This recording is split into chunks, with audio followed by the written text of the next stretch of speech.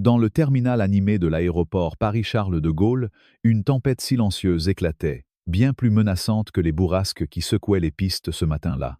Le commandant Philippe Moreau, un homme à la stature imposante, vêtu de son uniforme impeccablement repassé d'Air France, se tenait à l'entrée de son cockpit, prêt à accueillir les passagers du vol 718 à destination de Marseille. 20 ans de service irréprochable, plus de 12 000 heures de vol, et une réputation de pilote d'exception n'auraient jamais dû le conduire à cet instant précis. Celui où des officiers de sécurité, visage fermé, s'avançaient vers lui sous les regards curieux et les smartphones brandis des voyageurs. « Commandant Moreau, veuillez nous suivre immédiatement », ordonna l'un d'eux, la voix tranchante comme une lame. Une vague d'indignation monta en Philippe. Mais il garda son calme, fidèle à la discipline militaire qu'il avait forgée. Derrière lui, Élodie Garnier, hôtesse de l'Air Senior, affichait un sourire discret, presque triomphant, tandis qu'elle brandissait un document qu'elle prétendait accablant. « J'ai trouvé des preuves de calculs erronés dans son plan de vol, et je doute même de ses qualifications », déclara-t-elle assez fort pour que les passagers l'entendent. Les mots résonnèrent comme une sentence dans le terminal bondé, et Philippe sentit le poids d'une accusation aussi absurde qu'insultante. Lui, un homme noir ayant gravi chaque échelon avec une excellence incontestable, accusé de fraude par une femme blanche qui, il le savait, nourrissait une hostilité à peine voilée envers sa présence dans le cockpit. Mais Philippe n'était pas sans ressources. Dans sa poche, son téléphone vibrait, et il savait qu'un seul appel pouvait faire basculer cette mascarade. Alors que les menottes cliquetaient autour de ses poignets, il murmura à l'officier « Je veux passer un appel ». Élodie, ignorant tout de l'homme qu'elle venait de défier, ne pouvait deviner que son plan, si minutieusement orchestré, était sur le point de s'effondrer. Philippe Moreau était une anomalie dans le monde de l'aviation commerciale française, un univers encore largement dominé par des hommes blancs. À 47 ans, il était l'un des rares pilotes noirs d'Air France, une distinction qui, loin de l'enorgueillir, lui rappelait constamment les barrières invisibles qu'il avait dû franchir. Né à Saint-Denis, dans une famille ouvrière d'origine martiniquaise, Philippe avait grandi en regardant les avions déchirer le ciel, rêvant d'en prendre les commandes. Son parcours, de l'école de l'air à l'armée, où il avait piloté des missions de combat dans des zones hostiles, jusqu'à son poste de commandant chez Air France, était une ode à la persévérance. Ses galons, gagnés à la sueur de son front, représentaient non seulement sa compétence, mais aussi une victoire contre les préjugés qui murmuraient qu'un homme comme lui n'avait pas sa place dans un cockpit.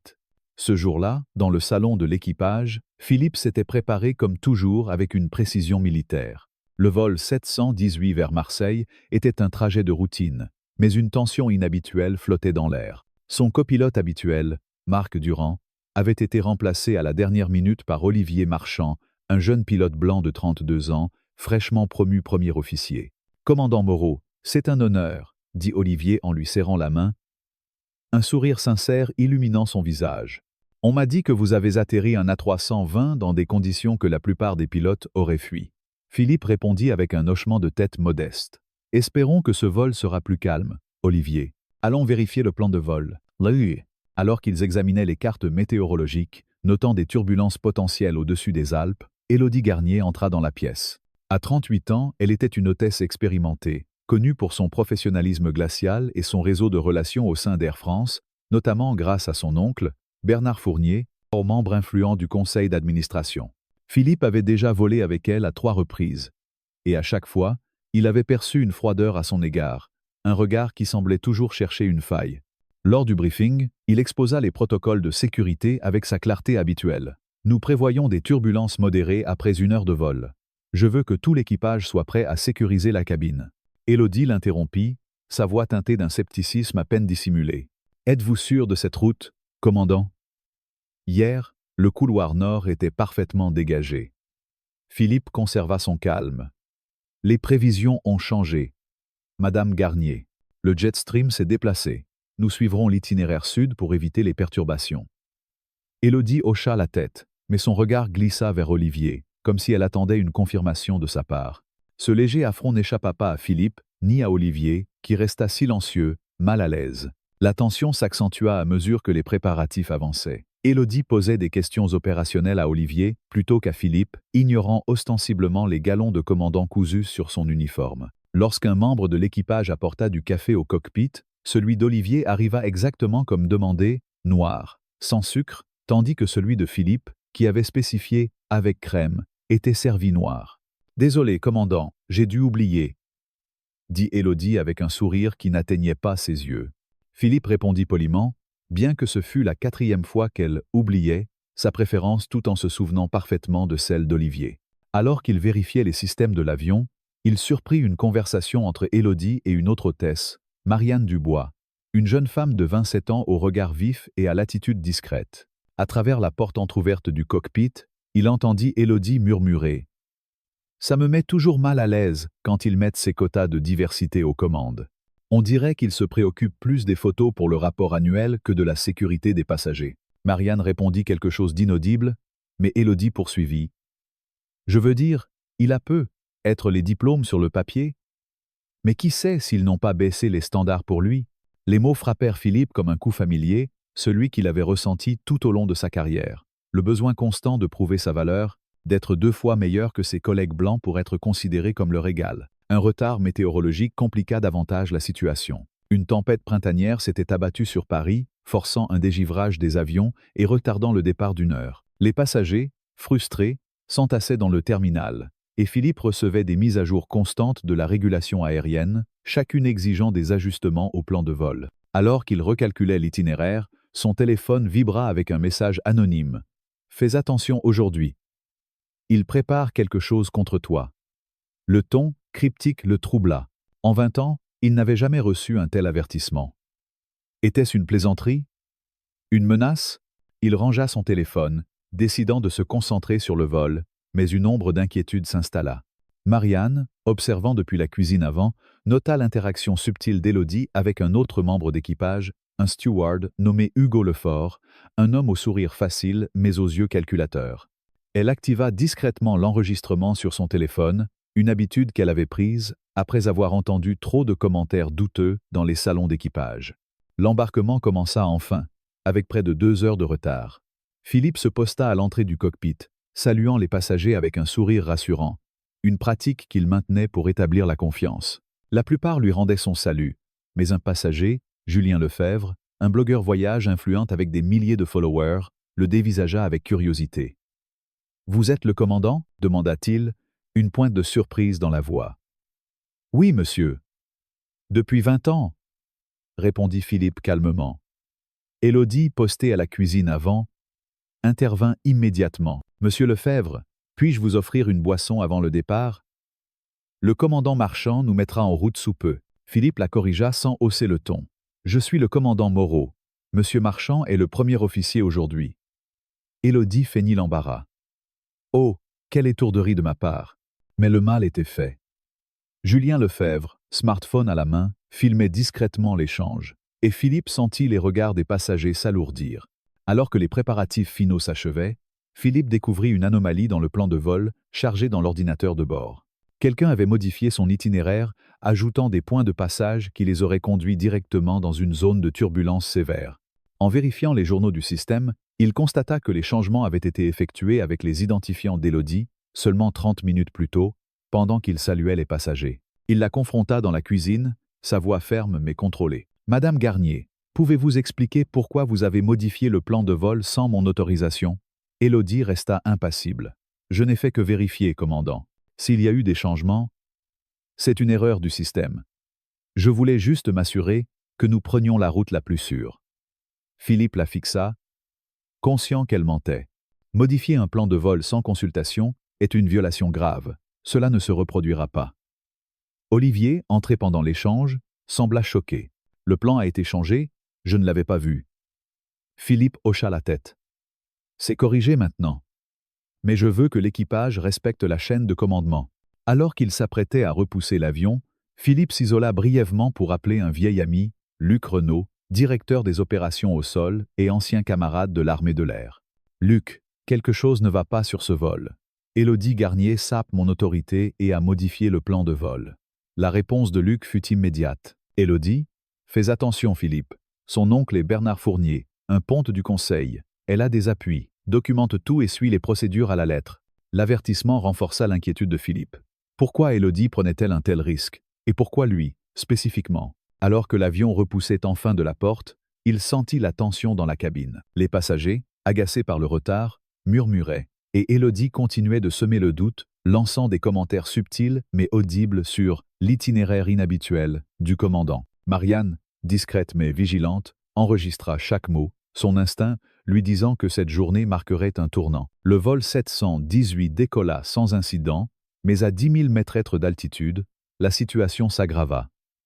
Philippe surveillait le radar météo, notant l'intensification d'un système orageux. « Olivier, nous devons dévier de 15 degrés sud pour éviter ces turbulences. » Olivier acquiesça et Philippe contacta le contrôle aérien.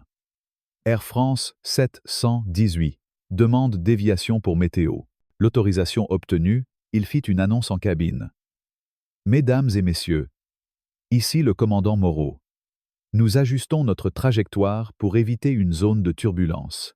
Veuillez garder vos ceintures attachées. » À peine avait-il éteint le micro qu'Élodie entra dans le cockpit sans frapper, une entorse au protocole. « Encore un changement de cap ?» demanda-t-elle. Son ton accusateur. « Nous sommes déjà en retard, et maintenant vous rallongez le trajet. » Philippe répondit calmement. « C'est pour la sécurité, Madame Garnier.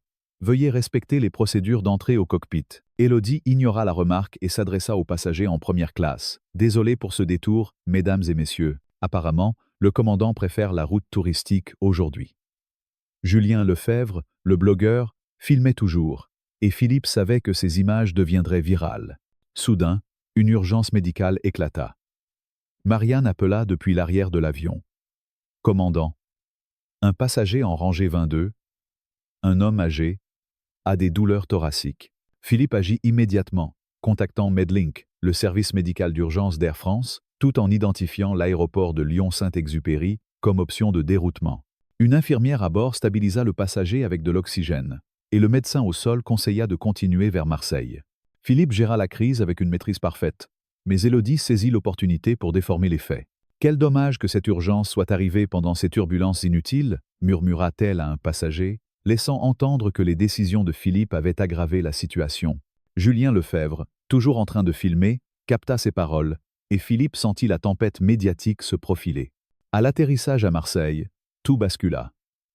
Alors que l'avion roulait vers la porte, Philippe remarqua des véhicules de sécurité stationnés à proximité, une présence inhabituelle. « Air France 718, dirigez-vous vers la porte Kneuf. La sécurité vous attendra », annonça le contrôle au sol. Philippe fronça les sourcils. Quelle est la raison? Pas de réponse claire.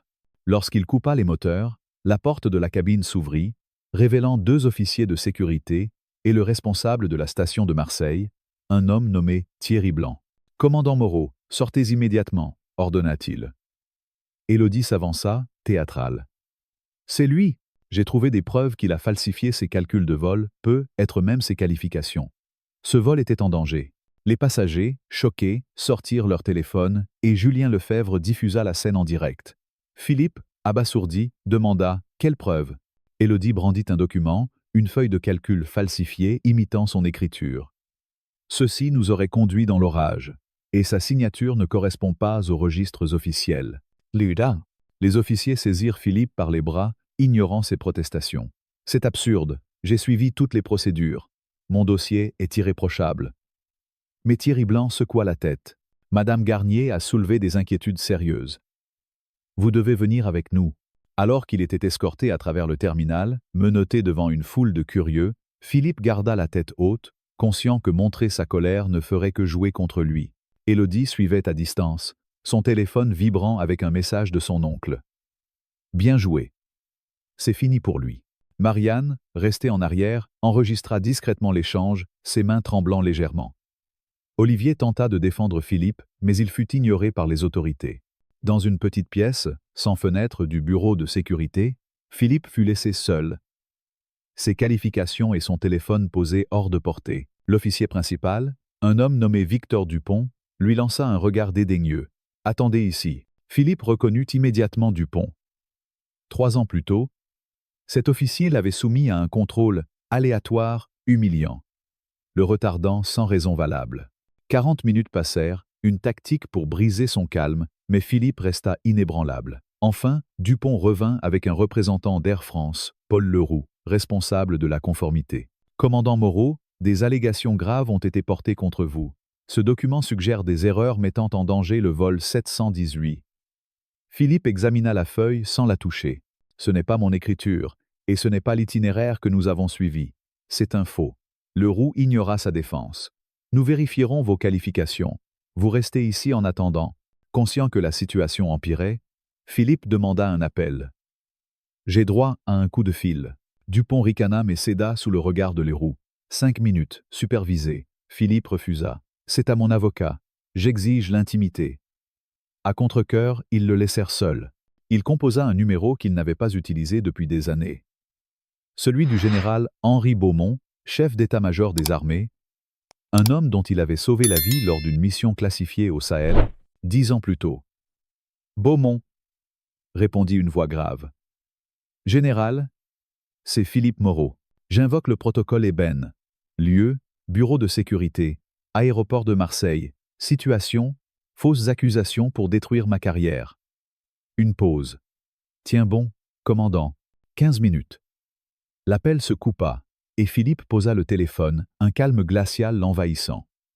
Élodie et ses alliés avaient sous-estimé l'homme qu'ils cherchaient à abattre. La tempête qu'ils avaient déclenchée était sur le point de se retourner contre eux, et le ciel, pour Philippe Moreau, n'avait jamais été aussi près de s'éclaircir. Dans la pièce exiguë du bureau de sécurité de l'aéroport de Marseille-Provence, le commandant Philippe Moreau était assis, immobile, sous la lumière crue des néons. Ses qualifications de pilote, son badge d'Air France et son téléphone reposaient sur une table métallique, juste hors de portée, comme des trophées saisis par un ennemi invisible. L'humiliation publique qu'il venait de subir, menotté et escorté à travers le terminal bondé devant des passagers filmant la scène, pesait lourd, mais Philippe refusait de céder à la colère. 20 ans de discipline militaire, forgée dans les cieux hostiles des zones de conflit, lui avait appris à garder son sang-froid face à l'adversité.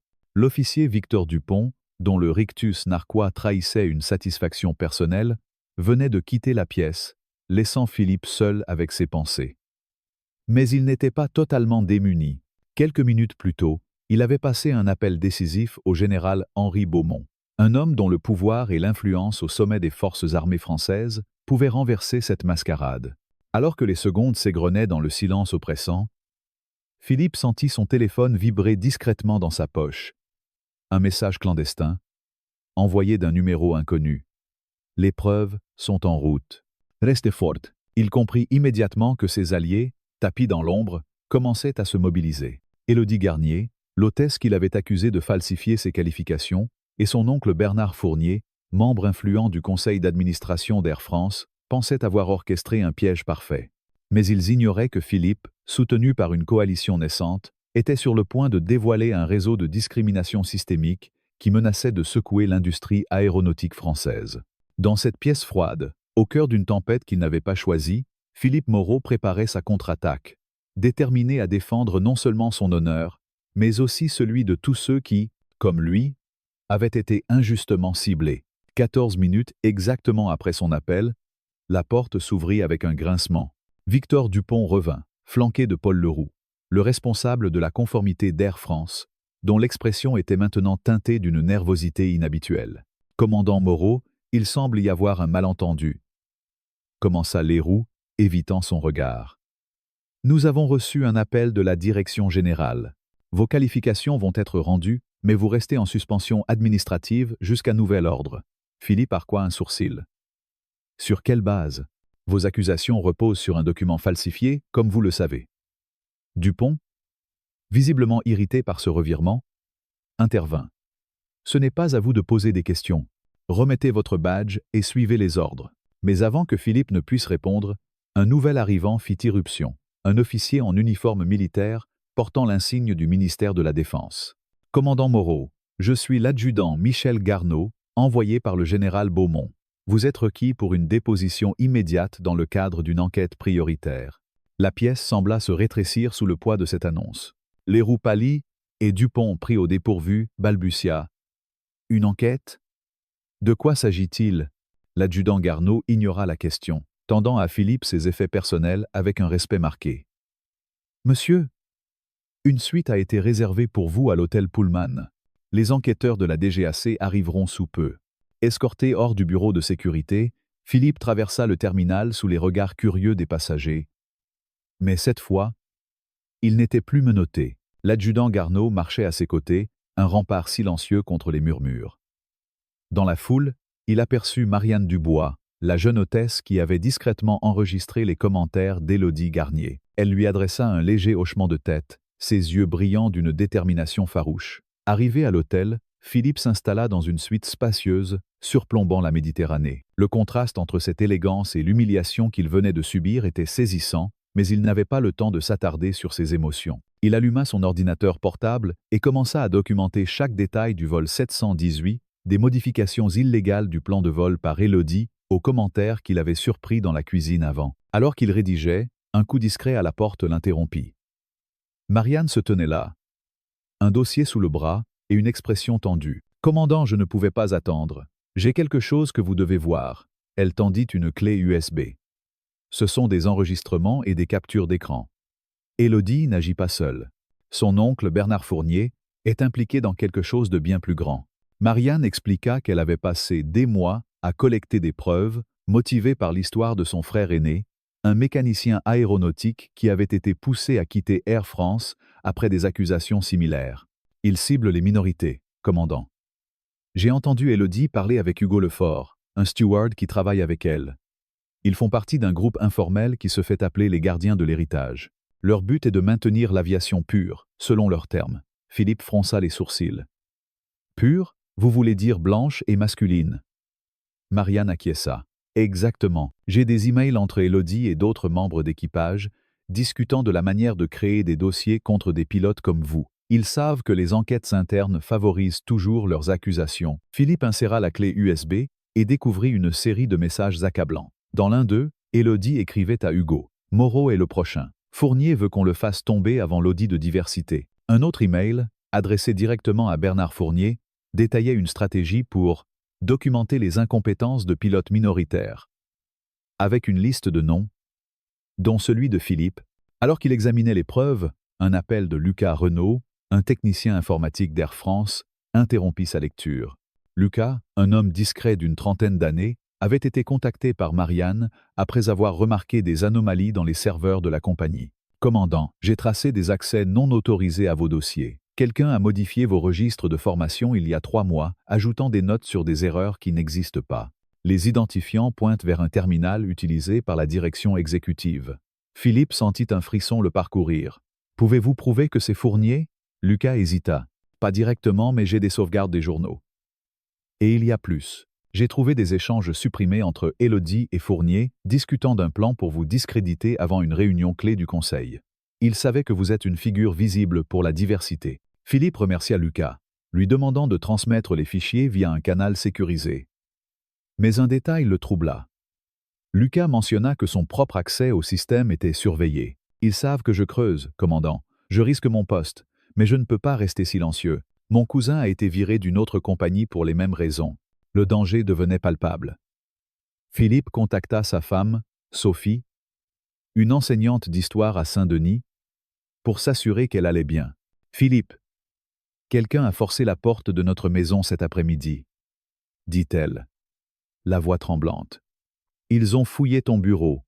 La police dit que c'est un cambriolage ordinaire, mais je n'y crois pas. » Philippe sentit son cœur se serrer. Le timing n'était pas une coïncidence. « Sophie, prends les enfants et va chez ta sœur. Je m'occupe de ça. » Il alerta immédiatement la sécurité de l'hôtel et contacta le SRPJ de Marseille pour signaler l'effraction, insistant sur son lien avec les accusations portées contre lui. Mais l'officier qui l'eut au téléphone sembla peu concerné, promettant une enquête en temps voulu. Philippe comprit que ses adversaires avaient des connexions bien au-delà d'Air France. Dans la soirée, Olivier Marchand, son copilote, frappa à la porte de la suite. « Commandant, je devais vous voir. Ils m'ont interrogé pendant des heures, essayant de me faire dire que vous aviez mal géré le vol. Je leur ai dit la vérité, votre pilotage était irréprochable.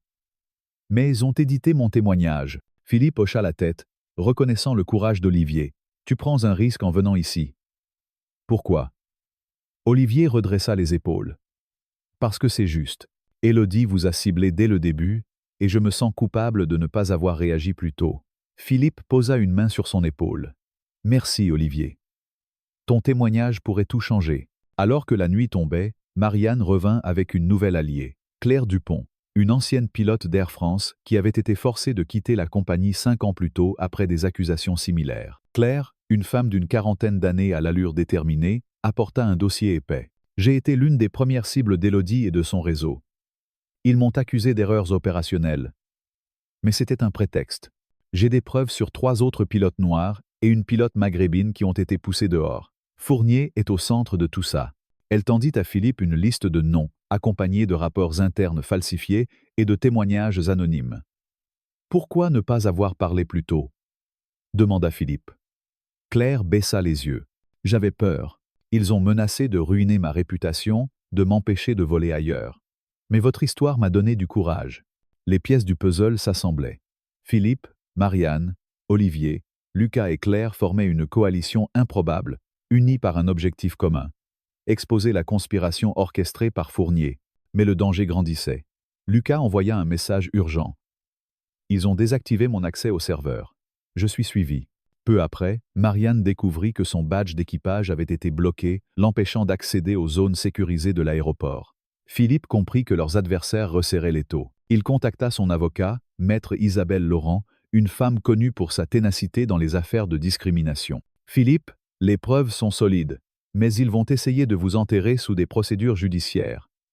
Fournier a des amis dans la DGAC. Et au-delà. Soyez prudents. » Le lendemain matin, Philippe fut convoqué au siège d'Air France à Paris pour une réunion d'urgence. Escorté par l'adjudant Garneau, il arriva dans le quartier de la Défense, où le gratte-ciel rutilant de la compagnie dominait l'horizon. La salle de conférence, baptisée « Horizon », était un espace intimidant, avec des baies vitrées offrant une vue panoramique sur Paris. À l'intérieur, une rangée de cadres, tous blancs, tous masculins, l'attendait. Bernard Fournier présidait, son visage impassible, mais ses yeux trahissant une froide détermination. « Commandant Moreau, merci de vous joindre à nous, » commença-t-il, sa voix mielleuse. « Nous sommes ici pour discuter des graves préoccupations soulevées par Madame Garnier concernant votre conduite sur le vol 718. » Philippe s'assit sur la chaise isolée face à eux, conscient de la mise en scène destinée à l'intimider. « Monsieur Fournier, les accusations de Madame Garnier reposent sur des documents falsifiés. Comme la DGAC le confirmera bientôt. » Fournier ignora la remarque. « Votre dossier militaire est impressionnant, commandant. Mais certains se demandent si votre ascension rapide n'a pas été facilitée par des politiques de diversité. » L'insinuation était claire, et plusieurs cadres détournèrent le regard, mal à l'aise. Philippe répondit calmement. « Mon dossier parle de lui-même.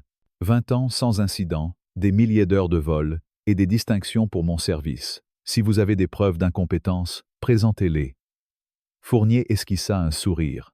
« Nous y viendrons. Madame Garnier témoignera sous peu. » Mais, avant que la réunion ne puisse continuer, Marianne, déguisée en hôtesse de service, entra discrètement avec un plateau de café. Sous une tasse, elle glissa une nouvelle clé USB à Philippe, murmurant « Email de Fournier. Vérifiez maintenant. » Philippe, feignant de vérifier ses notes, inséra la clé dans son ordinateur portable. Les messages révélaient une conspiration bien plus vaste. Fournier avait coordonné des efforts pour écarter les pilotes minoritaires non seulement chez Air France, mais aussi dans d'autres compagnies européennes. Un email mentionnait un « réseau de préservation », un groupe clandestin dédié à maintenir l'aviation fidèle à ses traditions. Philippe sentit son pouls s'accélérer. Il leva les yeux vers Fournier. « Monsieur, avant que Madame Garnier ne témoigne, souhaiteriez-vous expliquer vos communications avec elle concernant l'élimination ciblée de pilotes comme moi ?» La pièce se figea. Fournier pâlit, mais retrouva vite son assurance. « Ce sont des allégations absurdes, commandant. Vous n'avez aucune preuve. » Philippe brandit la clé USB. La DGAC pourrait être intéressée par ces emails, ainsi que par les modifications illégales de mes dossiers. Un murmure parcourut les cadres. Fournier frappa la table. « Cette réunion est suspendue. » Mais Philippe savait qu'il avait marqué un point. Alors que les cadres se dispersaient pour consulter leurs avocats, il envoya les fichiers à Maître Laurent et à un contact anonyme au ministère des Transports. La bataille ne faisait que commencer, mais Philippe Moreau, soutenu par ses alliés et armé de preuves accablantes, était prêt à affronter l'orage. La salle de conférence Horizon, au siège d'Air France, nichée au cœur du quartier de la Défense, vibrait d'une tension palpable. Les baies vitrées, offrant une vue imprenable sur Paris, semblaient amplifier l'éclat du soleil matinal, comme si le ciel lui-même observait le drame qui se déroulait. Philippe Moreau, droit comme un chêne, se tenait face à une assemblée de cadres d'Air France, dont Bernard Fournier, l'architecte de la conspiration qui avait cherché à ruiner sa carrière. La clé USB, glissée discrètement par Marianne Dubois lors de la réunion précédente, reposait dans sa poche, une arme silencieuse contenant des preuves accablantes, des emails révélant un réseau clandestin visant à écarter les pilotes minoritaires. Mais ce n'était pas seulement son honneur que Philippe défendait aujourd'hui. Il portait le poids des espoirs de ceux qui, comme lui, avaient été marginalisés dans une industrie jalouse de ses traditions. Alors que Fournier tentait de reprendre le contrôle, un bruit sec retentit à la porte. 2 officiers de la Direction générale de l'aviation civile, DGAC, accompagnés d'un procureur de la République, firent irruption, leurs visages impassibles. Monsieur Fournier, commandant Moreau, cette réunion est désormais sous supervision fédérale, déclara le procureur, une femme à la voix ferme nommée Claire Vasseur. Philippe sentit une lueur d'espoir percer l'orage. La vérité, qu'Élodie Garnier et Fournier avaient tenté d'étouffer, était sur le point d'éclater, et avec elle, une vague de justice qui transformerait l'industrie aéronautique française. Les officiers de la DGAC s'installèrent, demandant à voir les documents présentés par Élodie Garnier, qui se tenait à l'écart, son assurance vacillante. Elle avait été convoquée pour témoigner à nouveau, mais son regard fuyait celui de Philippe, comme si elle pressentait l'effondrement imminent de son plan. Le procureur Vasseur prit la parole. « Nous avons été alertés par des preuves crédibles d'irrégularités graves au sein d'Air France, impliquant des falsifications de documents et des pratiques discriminatoires. Commandant Moreau, vous avez soumis des éléments à notre attention. Voulez-vous les présenter ?» Philippe, calmement, sortit la clé USB et la tendit à un technicien de la DGAC, qui projeta les emails sur un écran. Les messages, brutaux dans leur clarté, exposaient les instructions de Fournier à Élodie. « Moreau doit être neutralisé avant l'audit. Trouve un moyen de remettre en cause ses qualifications. » Un autre email mentionnait un réseau de préservation visant à protéger l'héritage de l'aviation contre ce qu'ils appelaient une diversité imposée. Les cadres autour de la table échangèrent des regards nerveux, certains visiblement choqués, d'autres mal à l'aise, conscients que leur silence passé les rendait complices. Fournier tenta de reprendre la main, sa voix teintée d'une indignation feinte. « Ces emails sont des fabrications. C'est une tentative désespérée de salir ma réputation et celle d'Air France. » Mais le procureur Vasseur l'interrompit. « Monsieur Fournier, nos experts ont déjà authentifié ces échanges. Ils proviennent des serveurs internes de la compagnie, archivés par un employé que vous avez tenté de faire taire. » Elle fit signe à Lucas Renaud, le technicien informatique, qui entra dans la salle, escorté par un officier. Lucas, pâle mais résolu, confirma. « J'ai restauré les fichiers supprimés par Monsieur Fournier et son équipe. Les journaux d'accès montrent qu'il a personnellement autorisé la modification des dossiers de plusieurs pilotes, dont celui du commandant Moreau. » La salle plongea dans un silence lourd. Fournier, acculé, tenta une dernière défense. « Ce n'est qu'une question de sécurité. Nous devons garantir que seuls les plus qualifiés pilotent nos avions. » Philippe, jusque-là silencieux, prit la parole, sa voix résonnant avec une autorité tranquille. « Monsieur Fournier, mes qualifications sont vérifiables par l'Académie de l'air, l'armée française et Air France. Ce que vous appelez sécurité n'est qu'un prétexte pour protéger un système discriminatoire qui n'a plus sa place dans notre société. » À cet instant, Élodie craqua. Sous le regard perçant du procureur Vasseur, elle baissa la tête, ses mains tremblantes. « Je n'ai fait qu'obéir aux ordres, » balbutia-t-elle. « C'était l'idée de mon oncle. Il disait que des pilotes comme Moreau étaient un risque pour l'image de la compagnie. » Un murmure choqué parcourut l'assemblée. Fournier bondit de son siège. « C'est un mensonge, elle agit seule. » Mais le procureur Vasseur leva une main. « Assez, monsieur Fournier. Vous serez entendu dans le cadre de l'enquête pénale. Madame Garnier, votre témoignage sera consigné. » Élodie, les larmes aux yeux, semblait comprendre l'ampleur de sa chute. Philippe, malgré la douleur qu'elle lui avait infligée, ne ressentit aucune joie. Il voyait en elle une exécutante, manipulée par un système plus vaste, et c'était ce système qu'il voulait démanteler. Alors que la réunion était ajournée, les réseaux sociaux s'enflammaient. Julien Lefebvre, le blogueur voyage présent sur le vol 718, avait publié une vidéo de l'incident à l'aéroport de Marseille, accompagné d'un long thread dénonçant les discriminations dans l'aviation. Le hashtag « Je vole inéquité », lancé par des collègues d'Air France, dont Olivier Marchand, le copilote de Philippe, et Marianne Dubois, gagnait en popularité. Des pilotes, hôtesses et mécaniciens de toute la France partageaient leurs propres expériences de marginalisation. Une pétition en ligne, demandant une réforme des politiques d'Air France, recueillit des dizaines de milliers de signatures en quelques heures. Philippe, en quittant le siège, fut abordé par une journaliste du Monde, Camille Roche, qui couvrait l'affaire. Commandant Moreau, votre histoire inspire des milliers de personnes. Acceptez-vous une interview pour raconter votre version? Philippe hésita, puis accepta. Ce n'est pas seulement mon histoire. C'est celle de tous ceux qui ont été réduits au silence. Non. De retour à l'hôtel Pullman, Philippe retrouva Sophie, sa femme, qu'il avait rejointe à Paris avec leurs 2 enfants, Amélie et Malik. La peur qu'il avait rongée après l'effraction de leur maison s'était transformée en une détermination farouche. « Philippe, tu n'es pas seul dans ce combat, » dit-elle, posant une main sur la sienne. « Les parents de mes élèves, mes collègues, même des inconnus dans la rue parlent de toi. Ils veulent que justice soit faite. » Malik, âgé de 14 ans, montra son téléphone. « Papa, regarde, les gens partagent ton histoire partout. » Une vague d'émotion envahit Philippe. Il n'avait jamais cherché à être un symbole, mais il comprenait que son combat dépassait désormais sa propre carrière. Il embrassa sa famille, puis passa la soirée à coordonner avec maître Isabelle Laurent, son avocate, qui préparait une plainte officielle contre Air France pour discrimination systémique. Le lendemain, une nouvelle réunion fut convoquée, cette fois sous l'égide du ministère des Transports. Le ministre en personne, François Delacroix, un homme connu pour son engagement envers les valeurs républicaines, présida.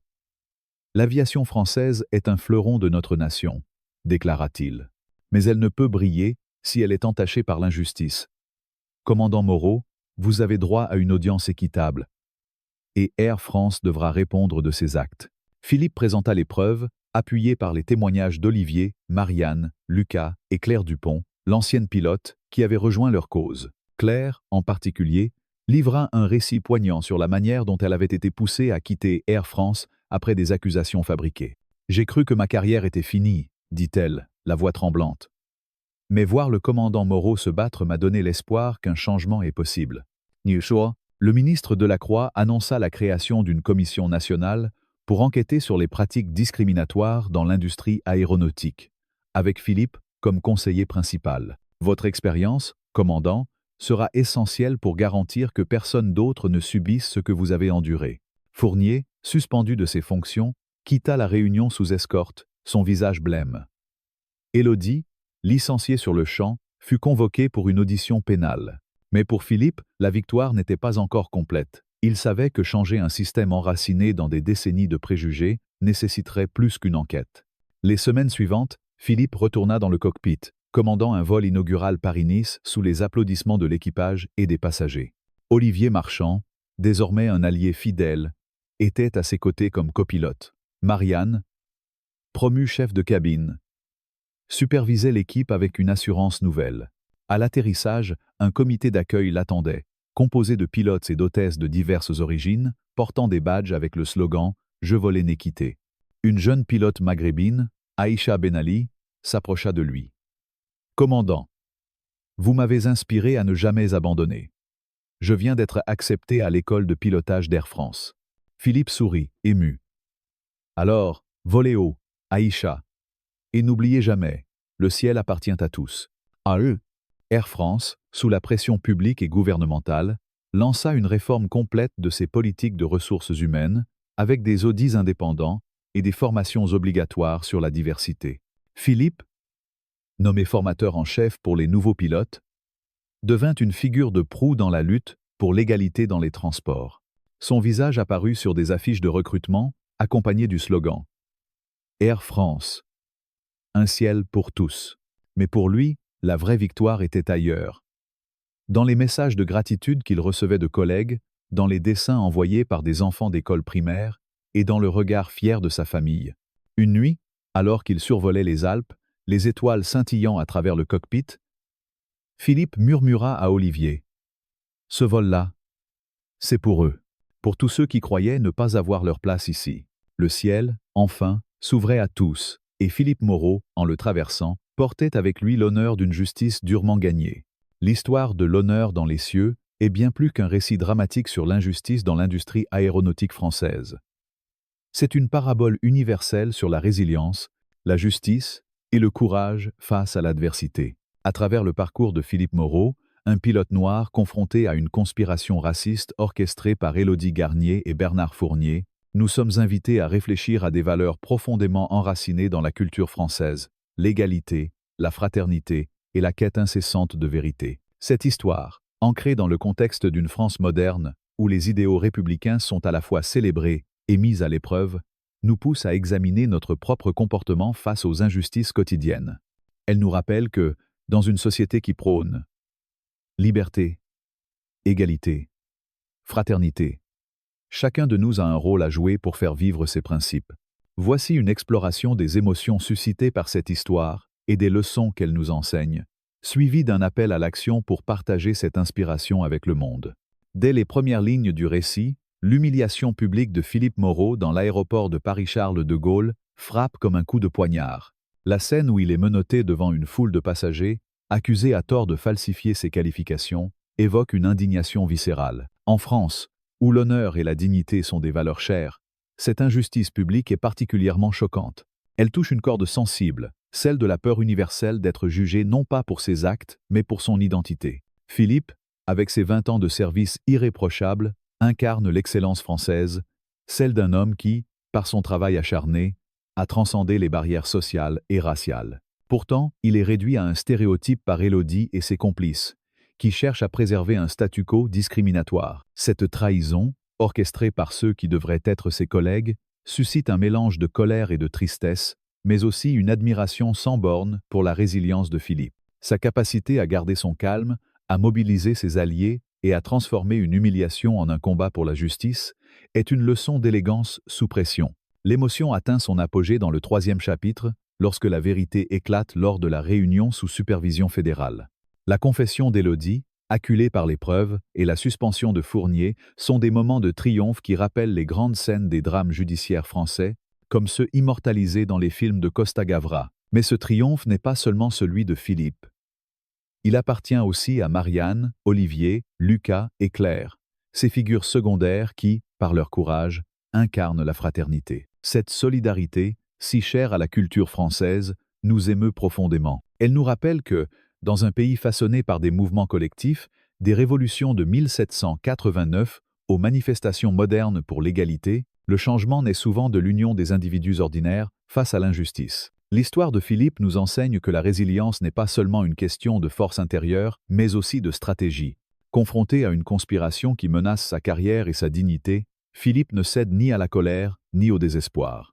Il documente chaque détail, mobilise ses alliés et utilise les institutions, comme son appel au général Beaumont, pour rétablir la vérité. Dans notre vie quotidienne, nous pouvons appliquer cette leçon en restant calmes face aux défis, en recueillant des preuves avant d'agir et en cherchant le soutien de ceux qui partagent nos valeurs. Que ce soit face à une injustice au travail, à une discrimination dans un espace public ou à une simple mésentente, la patience et la préparation sont des armes puissantes. La coalition formée par Philippe, Marianne, Olivier, Lucas et Claire illustre la force de la fraternité, un pilier de la République française. Chacun d'eux, à sa manière, risque quelque chose. Son emploi, sa sécurité, sa réputation, pour défendre la justice. Marianne enregistre discrètement les preuves. Olivier refuse de falsifier son témoignage, Lucas brave la surveillance pour révéler des données, et Claire surmonte sa peur pour partager son histoire. Cette solidarité nous inspire à tendre la main à ceux qui subissent des injustices, même si cela nous met en danger. En France, où les mouvements sociaux comme les grèves ou les manifestations sont une tradition, cette leçon résonne particulièrement. Nous pouvons la mettre en pratique en soutenant un collègue marginalisé, en dénonçant une injustice dans notre communauté ou en participant à des initiatives pour l'égalité. L'histoire met en lumière le pouvoir de la vérité, même lorsqu'elle est confrontée à un système puissant. Les emails révélés par Lucas, les enregistrements de Marianne et le témoignage de Claire transforment une accusation mensongère en une victoire éclatante. En France, où la transparence et la responsabilité sont des valeurs défendues par des institutions comme la DGAC ou des médias comme Le Monde, cette leçon nous encourage à chercher la vérité et à la défendre, même face à l'opposition. Dans nos vies, cela peut signifier signaler une irrégularité au travail, partager une histoire de discrimination avec les médias ou simplement refuser de rester silencieux face à un mensonge. Comme Philippe, nous devons croire que la vérité, bien que lente à émerger, finit toujours par triompher. l'histoire ne se contente pas de célébrer la victoire de Philippe. Elle montre comment son combat entraîne une réforme systémique chez Air France et au-delà. Sa nomination comme conseiller pour la Commission nationale sur l'égalité dans l'aviation illustre une idée centrale de la culture française: l'individu peut changer la société. Cela reflète l'héritage des Lumières, où des penseurs comme Voltaire ou Rousseau ont prôné la responsabilité de chacun dans la construction d'un monde plus juste. Pour nous, cela signifie que nos actions, même petites, comptent. Signer une pétition, participer à un débat public ou sensibiliser nos proches aux questions d'égalité peut avoir un impact durable. Enfin, l'histoire de Philippe est une ode à l'espoir. Malgré l'humiliation, les menaces et l'effraction de sa maison, il ne perd jamais de vue son objectif: voler à nouveau, non pas pour lui-même, mais pour ceux qui l'inspirent.